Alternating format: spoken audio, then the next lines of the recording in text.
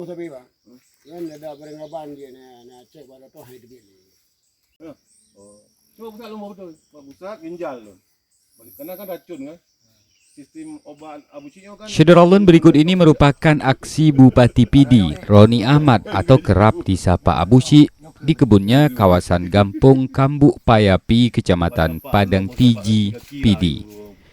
Sepintas ia terlihat seperti sedang bermain-main mengecat tubuh seseorang. Namun ternyata Syederalun yang dilakukan Abuci merupakan proses pengobatan memanfaatkan bahan alami. Obat yang diramu dari ragam akar pohon dan dedaunan ini bahkan diracik sendiri oleh Abuci. Sementara warga yang hari ini menjadi pasien Bupati Pidi ini adalah Jafarudin, warga Gampung Babah Jurung, Kecamatan Mila. Tak diketahui pasti keluhannya, namun obat buatan Abuci diklaim bisa mengobati aneka penyakit, mulai dari gatal-gatal hingga stroke, dengan catatan harus dipakai hingga 15 kali.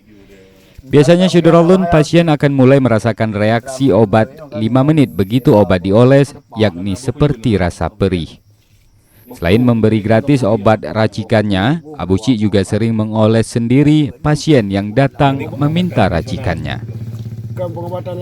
Dari Sigli, Muhammad Nazar, Serambi On TV.